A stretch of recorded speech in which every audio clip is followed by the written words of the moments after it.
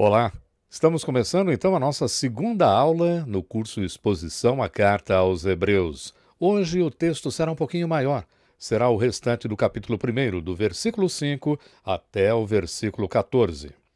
Então, uma rápida recapitulação. Depois de ter afirmado que Deus falou, como nós vimos ali no primeiro versículo, muitas vezes e de muitas maneiras, a gente poderia entender isso da seguinte forma: de muitos pedaços e de muitas maneiras. Então, o que é que o autor estaria fazendo? Ele estaria assemelhando a revelação de Deus a um quebra-cabeça. Aquele muitos pedacinhos, aquele várias vezes em que o Deus falou no Antigo Testamento e de muitas maneiras, esse quebra-cabeças agora ele está completo. O autor diz que Deus agora nos tem falado pelo Filho. Acabou, é a revelação final. O Filho, ele é também o herdeiro de todas as coisas, mediador na criação, sendo intimamente ligado a Deus, de tal modo que pode ser sua completa imagem, como nós vimos na última aula, aquele que sustenta tudo com ou por sua palavra poderosa, e também o remidor e o redentor da humanidade, que agora está na posição de maior honra possível. E que posição é essa? À direita de Deus. A seguir, o autor de Hebreus afirma que o Filho é superior. Ele é melhor do que os anjos, porque ele herdou o melhor nome que o deles. Nós vimos isso no versículo 4 da última aula, quando eu falei para você que aquele versículo funciona como uma espécie de estação de passagem, fazendo já uma chamada para o restante do argumento. Então, a partir desse ponto, o pregador, e eu vou usar bastante essa palavra porque isso aqui é também visto como um sermão. Esta carta é um sermão e o autor é um pregador. Agora, que tipo de carta era essa daqui? Essa aqui era uma carta que, como não foi dirigida a uma igreja específica, ela poderia passar por outras, girar em outras. Então era conhecida como uma encíclica, por causa disso também.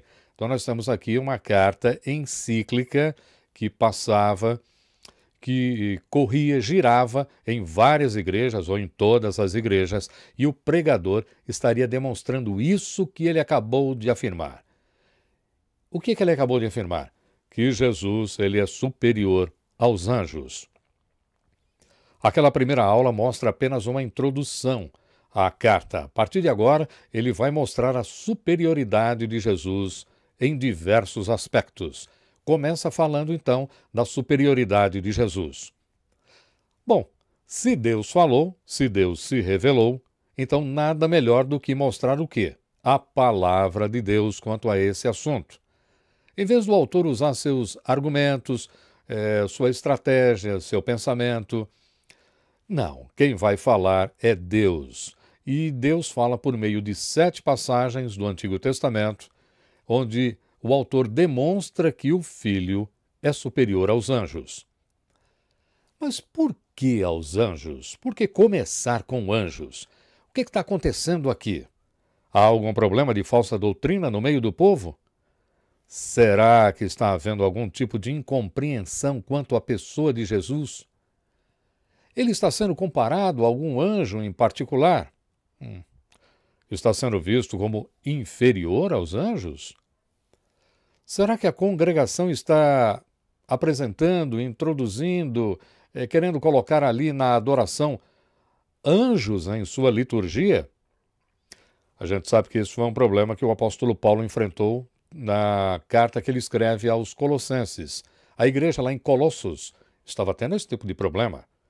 Tanto é que no capítulo 2, versículo 18, Paulo escreve: ninguém se faça árbitro contra vós outro, pretextando humildade e culto dos anjos, baseando-se em visões, enfatuado, sem motivo algum na sua mente carnal. Bom, não podemos perder de vista a situação da congregação. Por isso eu recomendo fortemente que, se você não assistiu à aula de introdução, por favor, vá lá para você entender o que é que está acontecendo aqui. Em rápidas palavras, primeiro, a gente vê a crise de consciência quanto ao perdão de pecados após o batismo. A gente sabe que tudo indica aquelas pessoas, aquela congregação, entendeu direitinho sobre quem é Jesus, sobre o Evangelho, sobre salvação. Mas aí é possível que eles tenham pensado, entendi, os meus pecados passados foram perdoados, e agora, e os meus pecados a partir de agora, depois do batismo, o que é que acontece comigo? Alguns começaram a imaginar que voltar para o judaísmo era uma opção.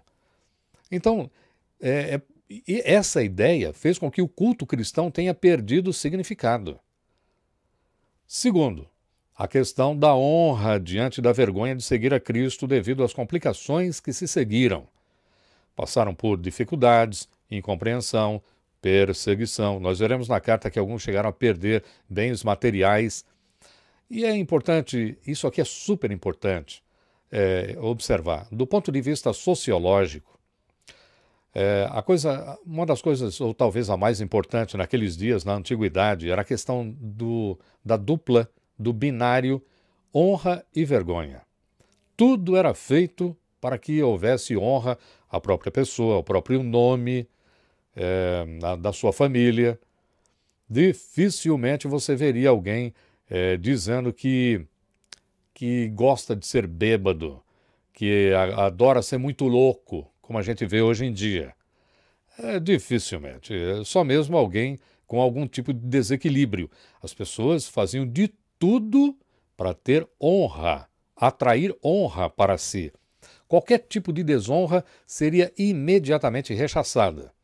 Então, o cristianismo tinha trazido alguma desonra social para aquela congregação. Em ambos os casos, um retorno ao judaísmo seria uma alternativa a considerar.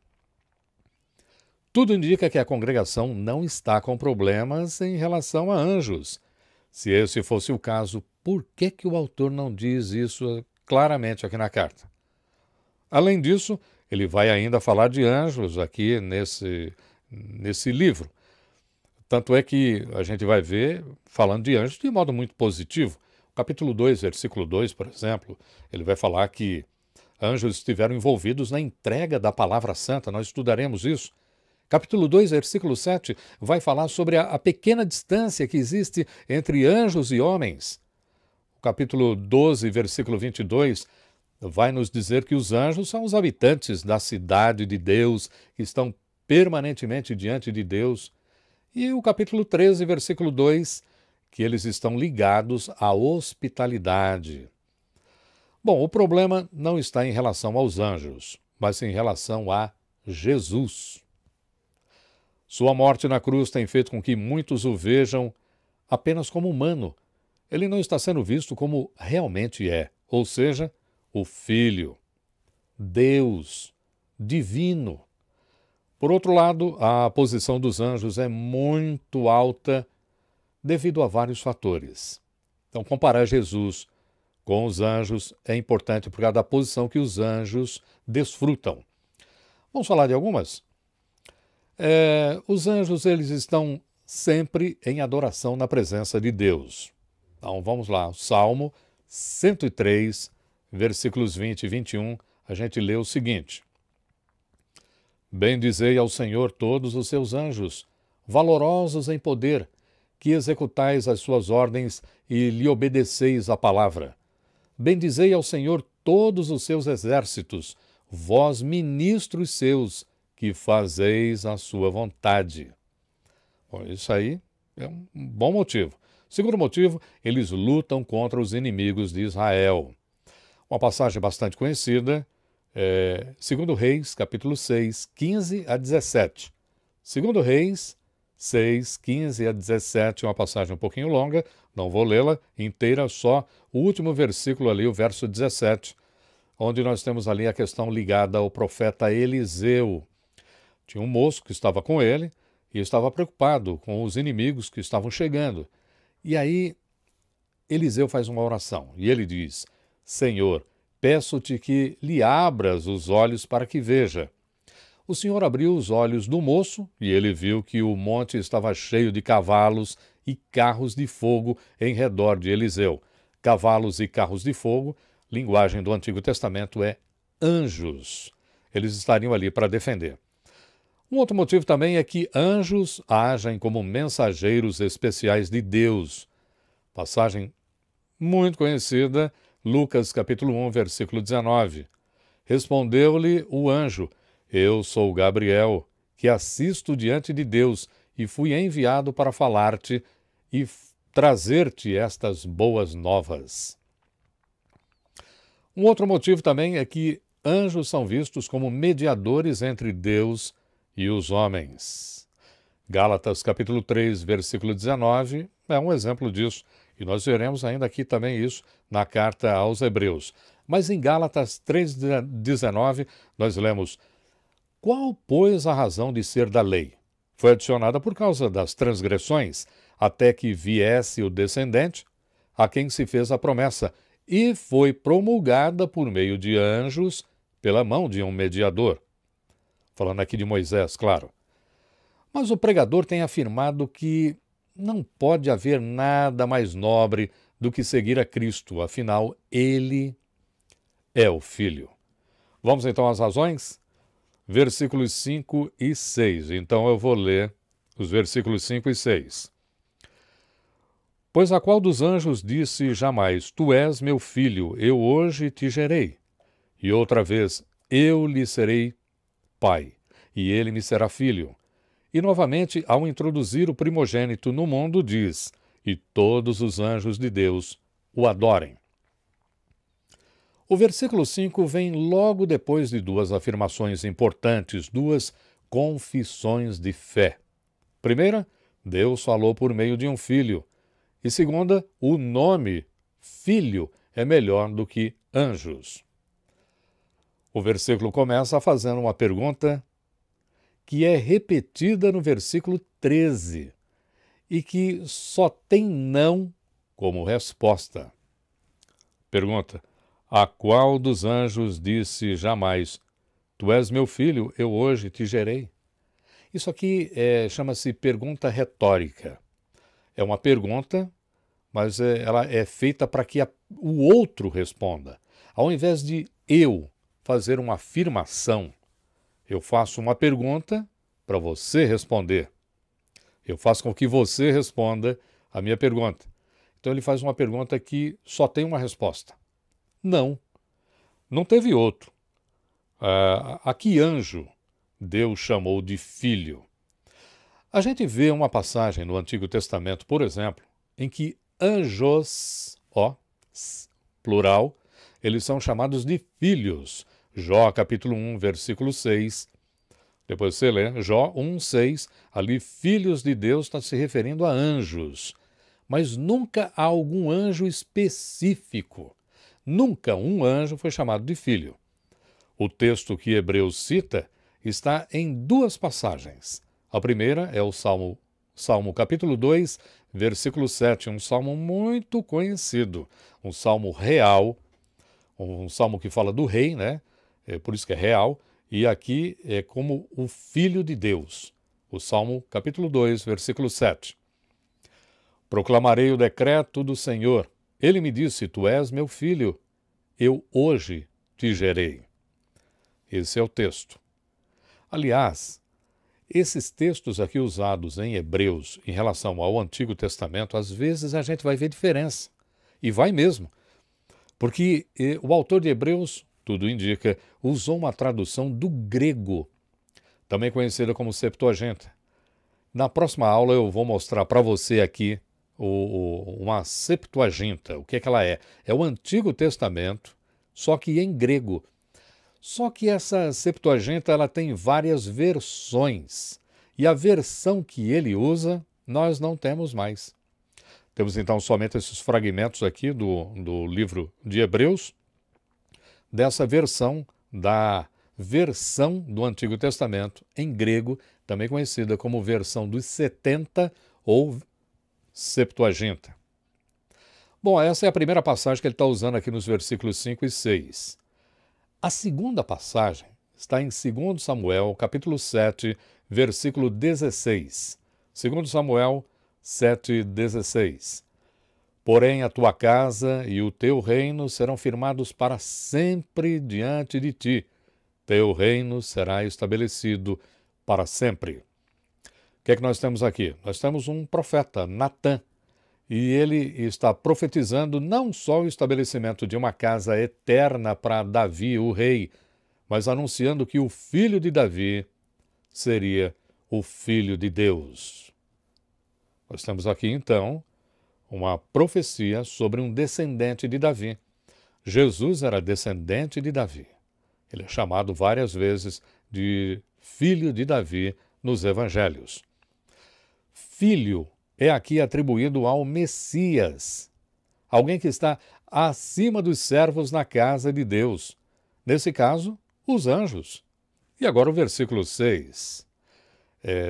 O versículo 6 está chamando esse aqui de primogênito. O filho é chamado de primogênito, o primeiro gerado. Essa palavra, ela significa, é sempre bom observar isso aqui, dentro do contexto bíblico. Dentro desse contexto, essa palavra significa, ela traduz, dá-nos as ideias de autoridade, de privilégio, aquele a quem cabe a herança. O primeiro filho recebia a herança, o patrimônio, o todo. Então a sua posição é especial e é atestada por este título, primogênito. Uma outra palavra que também está aqui no versículo 6 é a palavra mundo. Primogênito no mundo. Interessante, hein? Aqui não é este mundo em que nós vivemos, não. As palavras são diferentes para cada caso. É o mundo por vir, o mundo do futuro para nós. Para nós é futuro, só que para o filho já é uma realidade. Capítulo 2, versículo 5, nós podemos ver isso. Pois não foi a anjos que sujeitou o mundo que há de vir, sobre o qual estamos falando. Capítulo 2, versículo 5, aqui de Hebreus. Então ali, todos os anjos de Deus o adoram, nesse mundo por vir. Aquele livro que eu falei para você, Septuaginta, aquela versão grega do Antigo Testamento, tem um texto que é de onde ele está tirando essa passagem aqui. Deuteronômio, capítulo 32, versículo 43. Deuteronômio 32, 43. Lá na Septuaginta, nas Bíblias que nós possuímos, não está desse jeito. Mas lá na versão grega diz assim: alegrai-vos, ó céus, com ele, e todos os anjos de Deus o adorem. Então ele tirou essa passagem aqui dessa versão da Septuaginta. Então isso aconteceu quando? Quando que isso aconteceu? Essa adoração dos anjos de Deus em relação ao Filho, à pessoa de Jesus. Isso aconteceu quando? Ora, isso aconteceu após a ressurreição de Jesus. Jesus, o homem, Deus homem, ressuscita. E aí, na ressurreição, na glorificação dele, na exaltação de Jesus, é onde ocorre isso. Romanos capítulo 1, versículo 4, é um texto muito importante para a gente fazer uma referência em relação a isso. Romanos capítulo 1, versículo 4. E foi designado Filho de Deus com poder, segundo o Espírito de Santidade, pela ressurreição dos mortos, a saber, Jesus Cristo, nosso Senhor. Para o autor de Hebreus, esse mundo em que nós vivemos, ele vai ser abalado, ou seja, ele vai passar, vai ser sacudido. Nós vamos falar sobre isso. Uma doutrina que praticamente está enterrada. Quase ninguém fala, quase ninguém escreve sobre isso. No capítulo 12, nós veremos sobre a doutrina do abalo. Tudo vai ser abalado. Então, para o autor aqui, o mundo em que nós vivemos e toda a sua ideia de glória, de honra, tudo isso vai ser abalado. Mas isso só não ocorrerá onde? No mundo onde o Filho reina, o reino de Deus. O Salmo 96, versículo 9. Salmo 96, versículo 9, Salmo 96, versículo 9, nós podemos ver isso aí de um modo muito claro. Só para fazer adiantar algo que nós ainda veremos lá no capítulo 12. Salmo 96, 9, nós lemos: Adorai o Senhor na beleza da sua santidade, tremei diante dele todas as terras.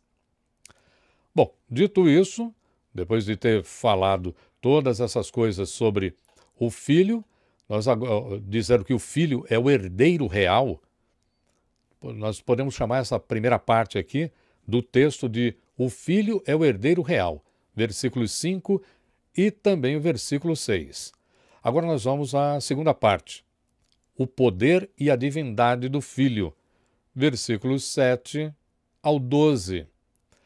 7 ao 12, o poder e a divindade do Filho.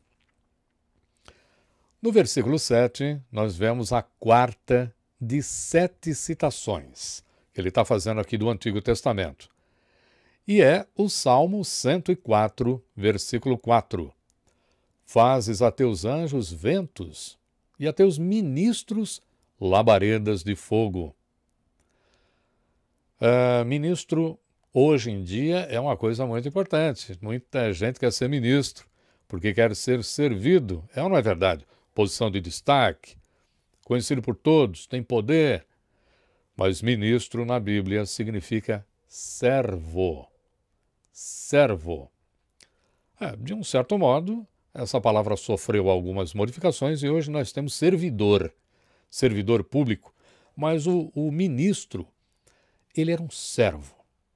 Então aqui o autor passa a usar um outro tipo de argumentação para provar que o Filho é superior aos anjos.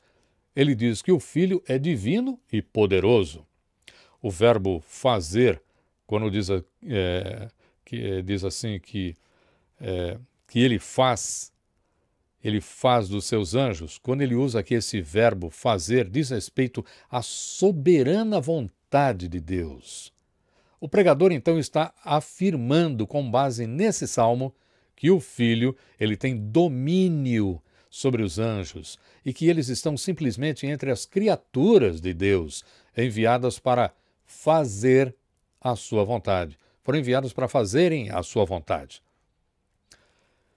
E isso é um abalo, isso é um choque para quem olha anjo como sendo uma coisa extraordinária. E aqui o pregador está dizendo que os anjos, eles são criaturas como qualquer outra. E eles são enviados, eles são servos. Então agora nos versículos de 8 a 9, mostram o contraste evidente entre o Filho e os anjos. A passagem que ele vai usar é o Salmo 45, versículos 6 e 7. Salmo 45, versículos 6 e também o versículo 7. O teu trono, ó Deus, é para todo sempre. O cetro de equidade é o cetro do teu reino. Amas a justiça e odeias a iniquidade. Por isso, Deus, o teu Deus, te ungiu com óleo de alegria, como a nenhum dos teus companheiros. Veja, enquanto os anjos são chamados de mensageiros e servos, o Filho é aqui reconhecido como Deus, que compartilha o estável governo divino. Mas a elevação do Filho não é só baseada nas ligações que ele tem de filiação com o Todo-Poderoso. A elevação do Filho é também fundamentada na sua nobreza. Viu o que a gente acabou de ler aqui? Sobre a justiça, sobre aquilo que é reto, a retidão. Amaste a justiça e odiaste a iniquidade. Isso sim, veja, isso é ser nobre. Por isso ele é reconhecido o Messias, o Cristo, o ungido. Essas três palavras são sinônimas. Messias, Cristo e ungido é a mesma coisa. Então, até aqui nós podemos ver que os sinais da honra especial ao Filho não são porque ele era muito rico, porque ele tinha poder político, porque ele tinha influência, porque por onde ele passava todos aplaudiam. Não. O seu assentar à direita de Deus, a adoração dos anjos e a sua unção. Esses são os sinais da honra especial ao Filho. Está à direita de Deus, é adorado pelos anjos e a sua unção. Unção é uma palavra muito mal usada hoje em dia. Unção, ela é, na verdade, o sinal visível, o reconhecimento público daquilo que já aconteceu de modo invisível. Ou seja, o reconhecimento por Deus. Deus já reconheceu.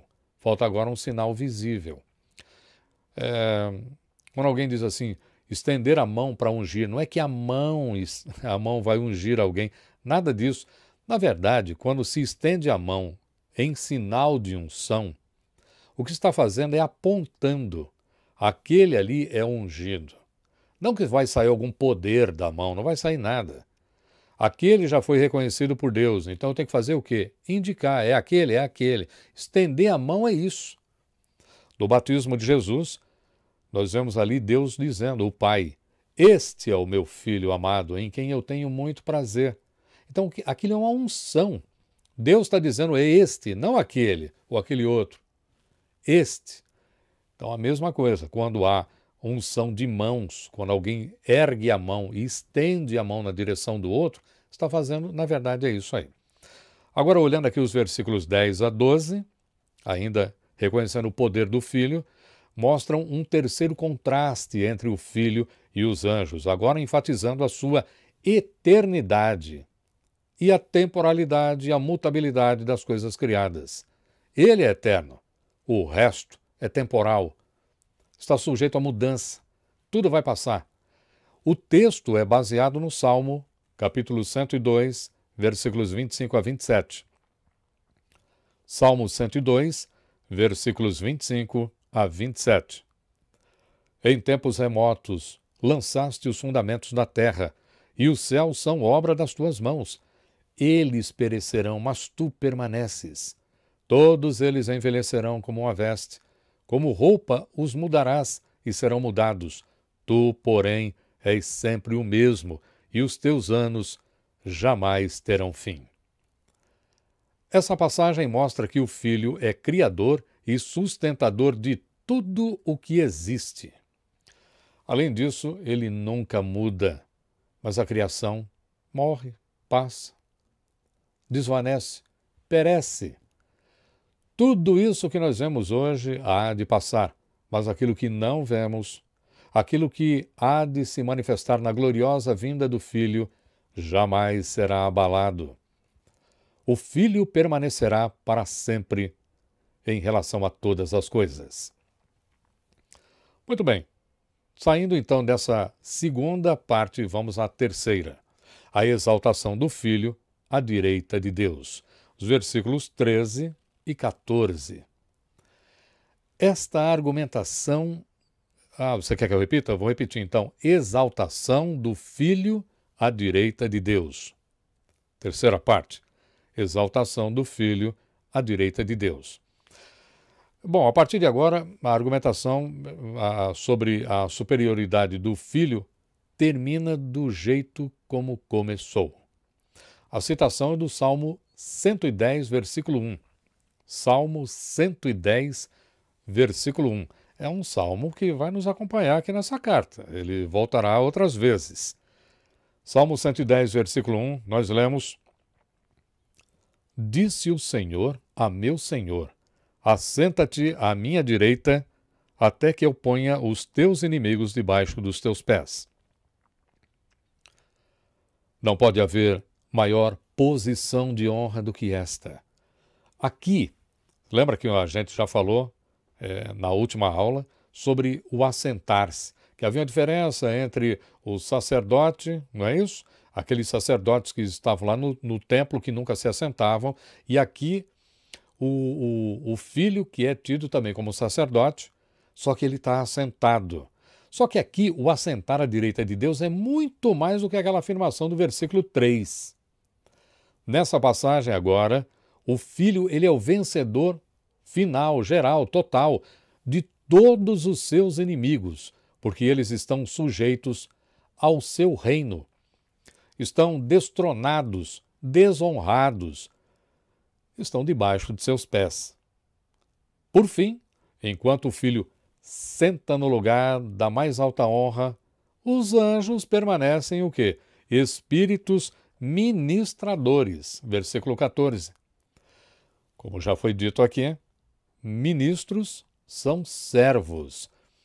Espíritos ministradores são aqueles espíritos que servem. Eles servem para isso, para servir. Estão sempre servindo. E aqui o texto ainda vai falar sobre salvação. Uma palavra muito importante ali no versículo 14, que eu quero enfatizar aqui para você. Salvação em Hebreus tem um entendimento peculiar, muito interessante. Salvação é entendida como libertação, mas uma libertação futura. Não que a salvação, para ele, não seja uma libertação também já presente, tanto é que fala de perdão de pecados. Mas a salvação é vista como um evento final. E é uma libertação e futura.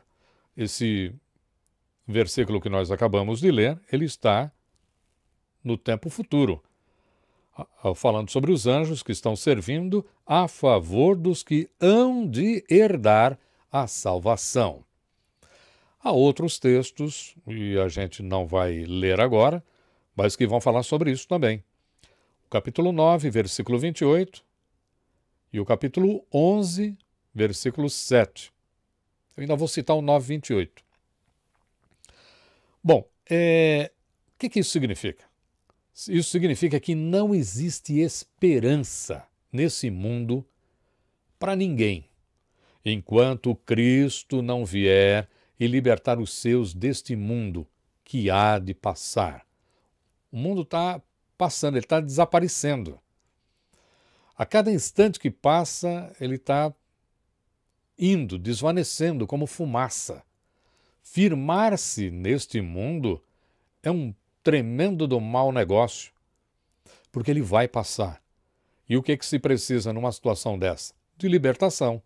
Então, dessa forma, perda de salvação, como alguns dizem, eu estou salvo, mas eu posso perder a minha salvação. Há quem creia nisso e defende isso. Existem ensinos nessa direção, mas isso não vai a favor da teologia de Hebreus. Hebreus é contra isso. Por quê? Porque é totalmente não apropriada essa discussão aqui na carta aos Hebreus, porque isso significaria perda de libertação. E libertação não é uma coisa que você perde. Eu vou perder, você pode perder a liberdade, mas não a libertação, a ação de libertar alguém. Você não perde isso. E sim, é uma coisa que você vai receber. E é isso que está sendo dito aqui. Nós vamos, como povo de Deus, receber a libertação final de Jesus na sua segunda vinda. Só se ele não vier. Se ele não vier, então há perda de salvação. Mas alguém crê nisso? Alguém crê que... Alguém que se diz cristão, alguém que crê no Novo Testamento, nas promessas de que Jesus não vai voltar? Capítulo 9, versículo 28 de Hebreus, nós lemos o seguinte: assim também Cristo, tendo se oferecido uma vez, para sempre, para tirar os pecados de muitos, aparecerá segunda vez, sem pecado, aos que o aguardam para a salvação. Ou seja, essa libertação final. Bom, dito isso, vamos a algumas reflexões aqui. Este primeiro capítulo desafia nossas questões mais básicas sobre valores e prioridades. Não é a perseguição que nos fará vender, como diz ali o capítulo 12, versículo 16, citando aquela passagem antiga lá do livro do Gênesis, o Esaú e Jacó, onde Esaú vendeu o seu direito de primogenitura por uma simples refeição. Não é a perseguição que vai fazer isso com a gente, não. O nosso problema pode estar no nosso alto investimento em outras ocupações, outras buscas, outros alvos, outros desejos, outras importâncias, não é verdade? O que é importante para nós? Temos investido pesadamente os nossos recursos em quê? E olha que, por recursos, entenda-se, não estou me referindo apenas a dinheiro ou outro bem material, mas principalmente a tempo, atenção, dedicação, envolvimento, relacionamento. O que é melhor para nós? O que é mais excelente para nós? Nós vemos ali que o filho recebeu um nome excelente. O que é maior? O que é melhor? O autor de Hebreus nos lembra quais são as verdadeiras possessões melhores. A amizade de Deus, a honra de ser levado para a família de Deus, ser filho, e a bem-vinda recepção que aguarda o fiel no reino inabalável, aquilo que não vai passar. Então essas coisas são importantes neste mundo de consumismo desenfreado? Claro que não. Mas o fiel está no mundo. Ele é tentado pelo mundo. Mas seu mundo não é este. Há um mundo por vir, onde os valores são totalmente diferentes. Tudo isso nos desafia a ordenar os nossos passos, a classificar melhor as nossas ideias, a ver, afinal de contas, o valor excelente, inigualável dessas possessões. Será que é tudo isso mesmo? Isso pode significar estar contente com menos, em termos de bens deste mundo. O mundo tem passado por alguns abalos econômicos, financeiros, e muitas pessoas estão desesperadas por causa disso. Querem o quê? O sonho é voltar ao mundo antigo, antes das crises, porque ganhava mais, tinha mais dinheiro. Mas talvez viver com contentamento, e essa aqui é uma ótima oportunidade para aqueles que se dizem cristãos, dizerem, olha, isso não deve ser aquilo ao que eu devo me apegar, porque é transitório, passa. Afinal, pelo que temos lutado tanto todos os dias? Perguntinha, hein? Pode o fiel em Cristo viver de acordo com os mesmos pensamentos dos seus vizinhos incrédulos? O que nos dá honra? O que nos faz sentir honrados? O carro da moda? Uma casa no bairro mais cobiçado da cidade? Ah, uma mulher nova, bonita e rica? Um marido novo, bonito e rico? Fama? Poder, muito dinheiro, saúde. É isso. E o que é que nos envergonha? Estar por baixo, ganhar menos dinheiro do que os outros, não ser reconhecido pela multidão, ser mais um anônimo. Ah, eu não quero ser anônimo. Confessar as coisas que Cristo gosta, mas que são completamente contra a visão e o gosto do mundo, isso aí me envergonha? Eu até sei que as coisas de Jesus são boas, mas confessar isso publicamente e receber, sabe, a recusa do mundo, isso me traz vergonha?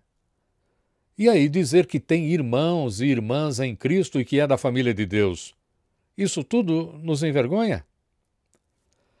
Olha, para o autor de Hebreus, a maior crise que você pode suportar não é se você está mal no seu emprego, mal na opinião dos seus vizinhos ou na tua segurança financeira, mas se você está mal na avaliação de Deus. Nome é o que Deus dá, não aquele que nós conquistamos. Isso passa. Ser filho de Deus, estar na família de Deus é a maior de todas as honras, porque tudo mais vai passar.